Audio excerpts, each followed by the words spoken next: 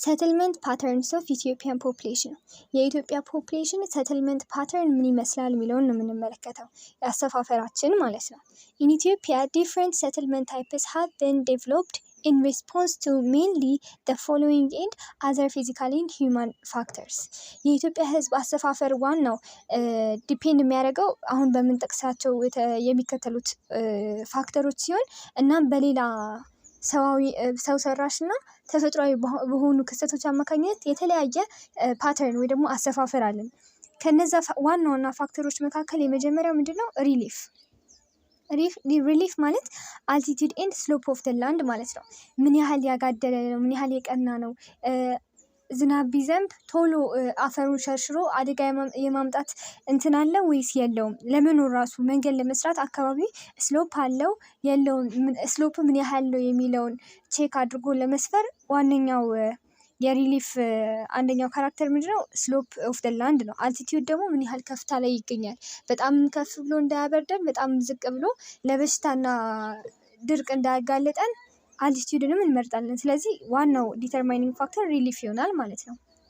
ሌላው ክላይሜት the magnitude of rainfall and temperature። ክላይሜት ስንል ደግሞ በዋናነት ሁለት ነገሮችን ኢምፕላይ እያደረግን ነው፣ ሬንፎልን እና ቴምፕሬቸር። የዛ አካባቢ የቦታው ምን ያህል ሙቀታማ ነው፣ ቀዝቃዛ ነው፣ በምን ወቅት ምን ያህል የአየር ጸባይ አለ የሚለውን፣ ሲቀጥል ደግሞ በቂ ዝናብ አለ ወይ፣ ቦታው በደንብ ያገኛል ወይ የሚለውን ዲፔንድ ያደርግበት ፋክተርም ማተር ያደርጋል። ሶስተኛው the kind of land ownership። ላንድ ኦነርሺፕ ማለት መሬቱ ላይ የሚኖረንን ባለቤትነት ዲፔንድ በማድረግ አሁን ለምሳሌ አንዳንድ ቦታዎች መንግስት በጣም ጥብቅ አድርጎ የራሱ የያዛቸው ምንድነው የሚባለው ቦታዎች ሊኖሩ ይችላሉ፣ በጣም ቁጥጥር የበዛባቸው እና እኛ የራሳችንን ባለቤትነት አፕላይ ማድረግ የማንችልባቸው ኬዞች አሉ። አንዳንድ ጊዜ ደግሞ ባዶ መሬት ስናገኝ አክቹሊ በአሁኑ ጊዜ እንደዛ ያለ አይመስለኝም፣ ግን የዛ ቦታ ተከራይ ይሁን አይሁን ብቻ ባለቤትነታችንም ይወስኗል በዛ ቦታ ላይ። the levels of development and transportation and industrialization። ሌቭል ኦፍ ዴቨሎፕመንት ማለት ደግሞ አካባቢው ጥሩ የትራንስፖርት አቅርቦት አለ ወይ፣ ኢንዱስትሪያላይዝ ነው ወይ። ኢንዱስትሪያላይዝ ማለት ሱቆች ብቻ አስፈላጊ የሆኑ ለዕለት ተዕለት ሱፐር ማርኬቶች ምናምን ሊሆን ይችላሉ እና እንደዚህ የሰለጠነ ነው መንገድ አለው የሚለውንም ቼክ ያደርጋል። ሌላው the need of community defense። ሌላው ጥበቃ በደንብ ያለበት መሆን አለበት። ምክንያቱም ማንም ምንድነው ሽፍታ ምናምን እየገባ የሚዘርፈው ሰፈር መስፈር የሚፈልግ ሰው የለም። ስለዚህ አሪፍ ዲፌንስ ያለው ሰፈር ሊሆን ይገባል። ሌላው the need of communal field labor።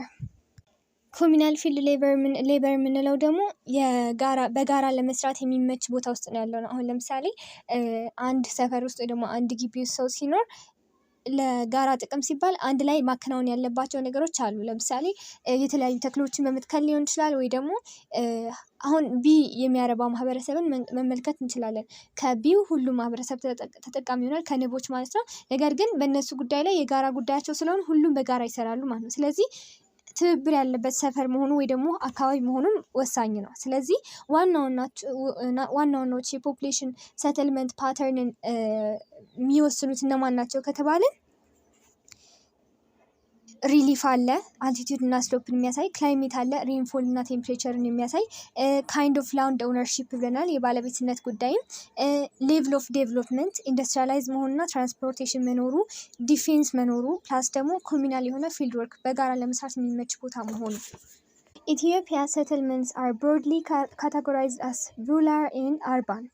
በዋናነት የኢትዮጵያ ሰትልመንቶች ወይ ደግሞ ቦታው ሰው የሚሰፍርባቸው ቦታዎች ከተማና ገጠር ብለን ለሁለት እንከፍላለን። the primary base for this dichotomy are the dominant economic activities and degrees of population density። ዳይኮቶሚ ማለት ሁለት ተቃራኒ የሆኑ ነገሮችን ማነጻጸር ማለት ነው። እዚህ ጋር ገጠርና ከተማ እንደምናነጻጽረው እና እነዚህን ሁለት ቦታዎች ወይ ደግሞ ሰትልመንቶች በምን ቤዝ ላይ ሆነን ነው የምናነጻጽራቸው? አንድም በኢኮኖሚክ አክቲቪቲ በምን አይነት የስራ ላይ ተሰማርተው እንደሚኖሩ፣ ሁለትም ደግሞ ውስጣቸው በሚይዙት የህዝብ ብዛት ዴንሲቲ ማለት በአንድ የተወሰነች ኪሎ ሜትር ላይ ምን ያህል ሰው ይኖራል የሚለውን የሚያይ ብለናል።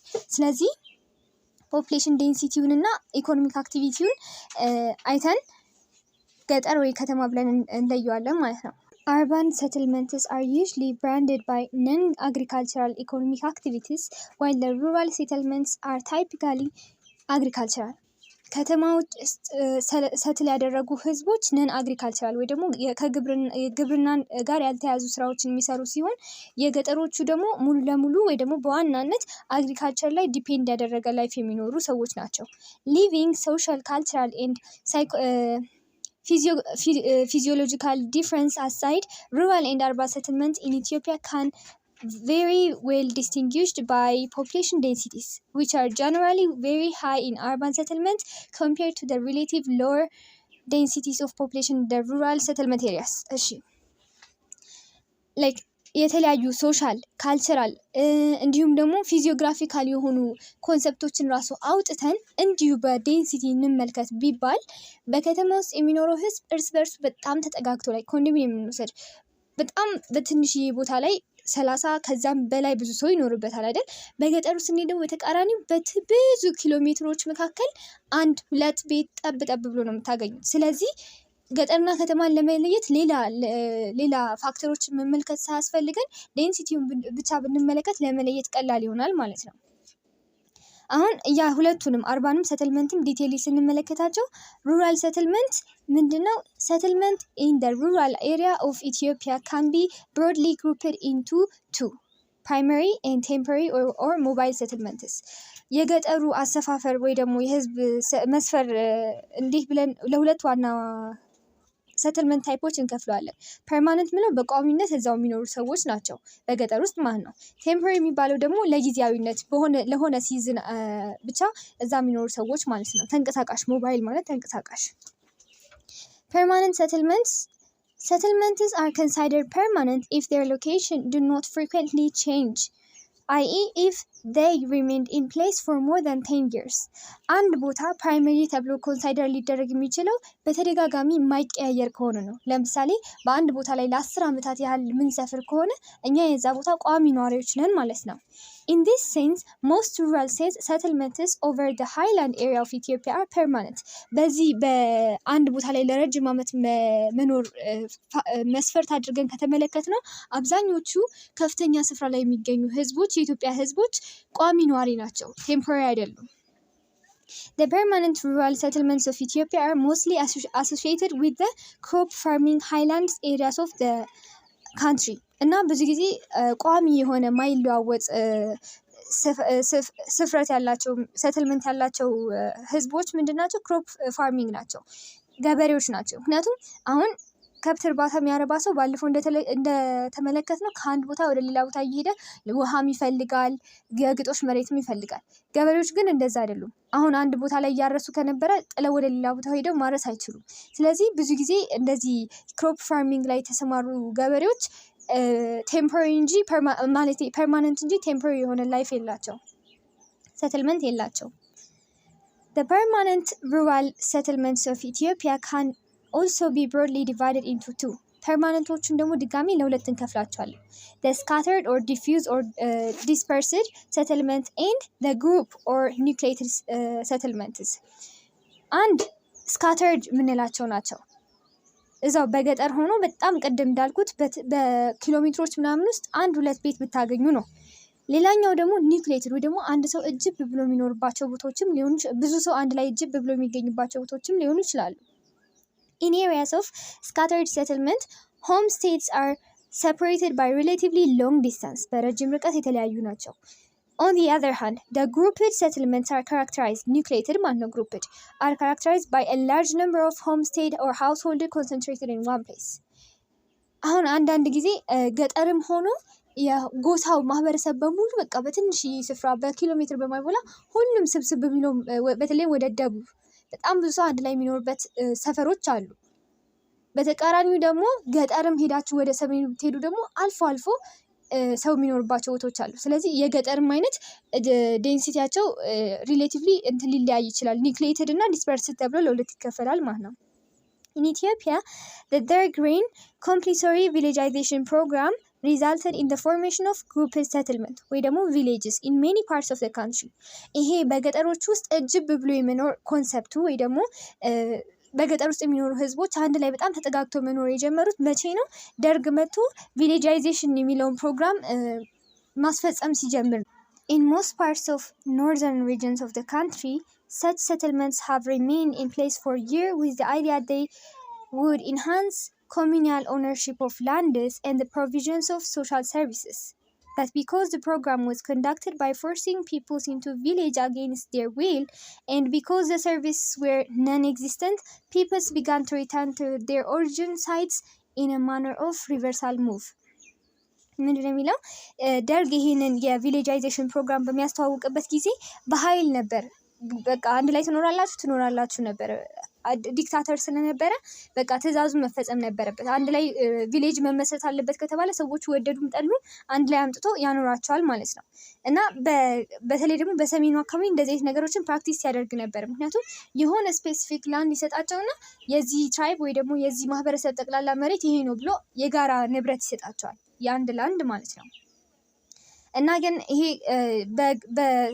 ሳይፈልጉ የተደረገባቸው ነገር ስለነበረ ህዝቡ ቀስ በቀስ ወደ ነበረበት ቦታ እየተበታተኑ ሄደዋል። ሪቨርስ ሙቭመንት ምንለው ወደ ነበሩበት መመለስ ማለት ነው። The movement began even before the reign was overthrown.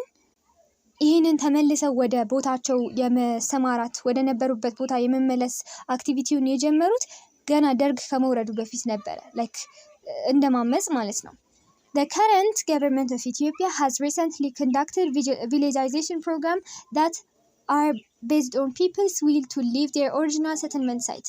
የአሁኑ ገቨርንመንትን በተመሳሳይ መንገድ ህዝቦች አንድ ላይ እጅ ብሎ እንዲኖሩ እጅ ብሎ ሳይሆን በቃ ወደ አንድ ፕሌስ መጥተው እንዲኖሩ ፕሮግራም እያከናወነ ነው። ነገር ግን ከደርግ የሚለየው ይሄኛው ፍቃድ ይጠይቃል። ሰዎች ፍቃደኛ ሲሆኑ የራሳቸው መኖሪያ ትተው አንድ ላይ እንዲኖሩ ያመቻቻል ማለት ነው። ሁለተኛው የሩራል ሰትልመንት ታይፕ ምንድነው? ቴምፖራሪ ሰትልመንት ነው። ቴምፖራሪ ሰትልመንት ቅድም እንዳየነው ለጊዜው የሚኖሩበት ማለት ነው።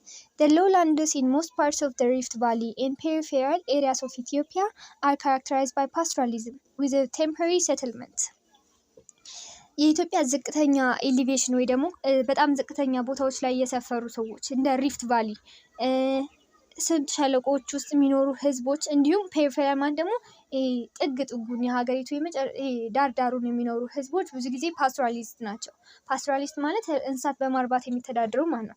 እንስሳቸውን የሚያረቡ ሰዎች ደግሞ ብዙ ጊዜ በእንትን የታወቁ ናቸው። ከአንድ ቦታ ወደ ሌላ ቦታ በመሄድ ማለት ነው። ምን ፍለጋ? ግጦሽና የውሃ አቅርቦት ለከብቶቻቸው በመፈለግ ብዙ ጊዜ አንድ ቦታ አይቀመጡም። ቶሎ የሚንቀሳቀሱ ናቸው። The settlements in these areas are temporary because the pastoralists have to look for the new site for water and pasture lands for their livestock when these resources are exhausted at each new site. አንድ ቦታ ላይ ሄደው ሰፍረው እነዚህ የውሃና የምግብ አቅርቦት ለእንስሳቶቻቸው ሲያጥር ሌላ ደግሞ ለመፈለግ ይሄዳሉ። The major problem posed by mobile settlement in this pastoralist area is the difficulty in providing the peoples with social service like clean well spring water, ስኩል፣ ሆስፒታል፣ ኤሌክትሪሲቲ ኢትሲ። ቴምፖራሪ ሰትልመንት ያላቸውን ህዝቦች ምንድነው የሚያስቸግረው? ብዙ ጊዜ እነዚህን ሰዎች አሁን የሆነ ነገር እናቅርብላቸው፣ ትምህርት ቤት እንስራ፣ ሆስፒታል እንስራ፣ ውሃ አቅርቦትን ቆፍር ምናምን ከተባለ ዞሮ ዞሮ ጥለውት ሌላ ቦታ ይሄዳሉ። ስለዚህ ለእንደዚህ ፓስቶራሊስት ስለሆኑና ቴምፖራሪ ሰትልመንት ላላቸው ሰዎች እነዚህን ሰርቪሶች ፕሮቫይድ ማድረግ ከባድ ያደርገዋል። Because most of these services cannot move from place to the pastoralists, and the only way that pastoralists could receive and benefit from them is settling in permanent location. ቅድም የጠቀስናቸው ሰርቪሶች እነዚህ ሰርቪሶች ከአንድ ቦታ ወደ ሌላ ቦታ የሚንቀሳቀሱ ስላልሆኑ ለእነዚህ ፓስቶራሊስቶች አገልግሎት ማቅረብ የሚቻልበት ብቸኛው መንገድ እነሱ ፐርማነንት ቢሆኑ ነው። However, making such a changes can happen only after major alternations have been made in people's value and attitude. The current government involved in progressive activities to help the pastoralists make a permanent settlement in the gradual manner. ምንም ያህል ከባድ ቢሆንም ግን በሰዎች ዋጋና አመለካከት ከተሰራ መፍትሄ ማምጣት ይቻላል ብሎ ያስባል። እና የአሁኑ መንግስት ምንድነው እየሰራ ያለው? ፕሮግሬሲቭ የሆኑ ከነሱ ጋር ከነዚህ ፓስቶራሊስቶች ጋር ሊሄድ የሚችልን አገልግሎት ማቅረብ ማለት ነው። ለነሱ በየሂደቱ በአንዴ ፐርፌክት የሆነ ሰርቪስ ፕሮቫይድ ማድረግ ባይቻል እንኳን ቀስ በቀስ እና የአሁኑ መንግስት ሲለን መጽሐፋችን ሲታተም በነበረበት ጊዜ የነበረው መንግስት ከ10 ዓመት ምናምን በፊት ማለት ነው። Urban settlements. Urban settlements include residents in cities and towns. ማንኛውም ከተማና ከተማ ማለት ታውን ነው። ሲቲ ሲሆን ደግሞ ከፍ ያለ ታውን ይሆናል ማለት ነው። ስለዚህ ሲቲ ውስጥና ታውን ውስጥ የሚኖሩ ህዝቦችን እነሱ የአርባን ሴትለሮች ናቸው እንላለን። The process of development of urban settlement is known as urbanization. ከተማዎችን የመመስረትና ሰዎችን በከተማ እንዲሰፍሩ የማድረግ ፕሮሰስ አርባናይዜሽን ይባላል። ከተማን ማስፋፋት ማለት ነው። In most parts of Africa, urbanization is recent phenomenon and it's attributed to colonialism. ይሄ አርባናይዜሽን የምንለው ፕሮሰስ ከተማዎችን መገንባት ለአፍሪካ የቅርብ ጊዜ ሂደት ነው። ከነፃ ከወጣን በኋላ ከ60ዎቹ ከ1960 በኋላ ምናምን ካለው ጊዜ በኋላ ነው ይህንን የአርባናይዜሽን ፕሮሰስ የጀመርነው። ከኮሎኒያሊዝም ጋር የተያያዘ ነው። In Ethiopia, urbanization in Ethiopia is not influenced by European colonialism. ነገር ግን ወደ ኢትዮጵያ ስንመጣ የኢትዮጵያ አርባናይዜሽን ከዩሮፒያኖች ቅኝ ግዛት ጋር የተያያዘ አይደለም።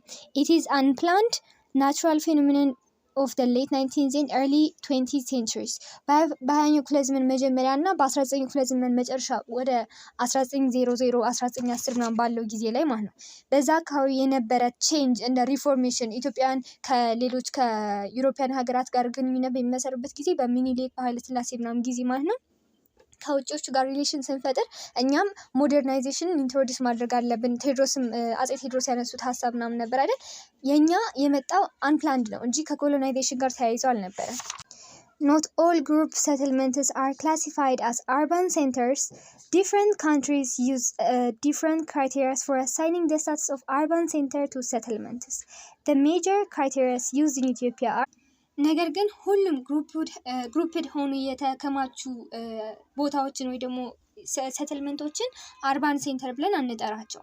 የተለያዩ ሀገሮች አንድን ቦታ አርባን ነው ብለው ለመጥራት የተለያየ ክራይቴሪያ አላቸው። አሁን ለምሳሌ በኢትዮጵያ ብንመለከት አንድ ቦታ ከተማ ነው ወይ ደግሞ አርባን ሴንተር ነው ለመባል 3 ዋና ክራይቴሪያዎች ያስፈልጉታል፣ መስፈርቶች ማለት ነው። የመጀመሪያው the settlement has a minimum of 2000 people.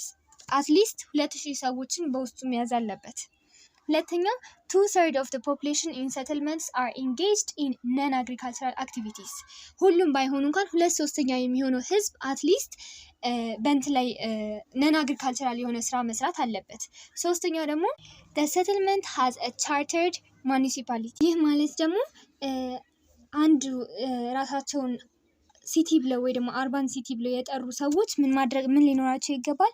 መተዳደሪያ ህግ ማለት ነው። እንደ ኮንስቲትዩሽን አይነት ለመመስረታቸው ያንን አካባቢ እነዛ 2000 እና ከዛ በላይ የሆኑ ህዝቦች የሚኖሩበት የራሳቸው የሆነ ህግ ሲኖራቸው ሲቲ ይባላል ማለት ነው። ስለዚህ ኢትዮጵያ ውስጥ ሲቲ ለመባል ምን መስፈርት አለው? ከ2000 በላይ የሆነ ህዝብ 2/3 ነን አግሪካልቸራል የሆነ ስራ ውስጥ መሳተፍ አለበት። እንዲሁም ደግሞ ቻርተርድ የሆነ ሙኒሲፓሊቲ ወይ ደግሞ ደንብና ህግ ያስፈልጋቸዋል ማለት ነው። Historically, 2 major factors contributed to the development of urban centers in Ethiopia. በታሪክ ስንመለከት የአርባን ወይ ደግሞ ከተማ ሴንተሮች እንዲመሰረቱ 2 ፋክተሮች ዋናውን ሚና ተጫውቷል። አንደኛው the interconnection of the different parts of the country by all-weather road which radiated from አዲስ አበባ። ከአዲስ አበባ ላይ ከእንጦጦ ምናምን ተነስቶ ወደ ተለያዩ ክፍለ ሀገራት የሚያገናኝ መንገድ በተሰራ ጊዜ ይሄ አንደኛው ለአርባን መፈጠር ምክንያት ሆነ፣ መንገድ ማለት ነው። ሌላው ደግሞ the 5-year Indian occupation which intensified the construction of roads, the development of small-scale industries and service-giving institutions. ያኔ ከ1935 እስከ 41 ጊዜ በጣሊያኖችኛ ሀገር ውስጥ ኦኩፓይ አድርጎ በነበረበት ጊዜ ላይ በጣም ብዙ መንገዶች ይሰሩ ነበረ። ስሞል ስኬል ኢንዱስትሪዎች ትንሽ ኢንዱስትሪዎች ይገነቡ ነበረ። እንዲሁም ደግሞ የተለያየ ሰርቪስ የሚሰጡ ኢንስቲትዩሽኖች እንደ ሱቅ፣ እንደ ሆስፒታል ብቻ ማንኛውም ላይ ሰርቪስ የሚሰጡ ኢንስቲትዩሽኖች ነበሩ። ስለዚህ እነዚህ አንድ ላይ ተደማምሮ ህዝቡ አርባናይዜሽንን እንዲጀምር ምክንያት ሆኖታል ማለት ነው።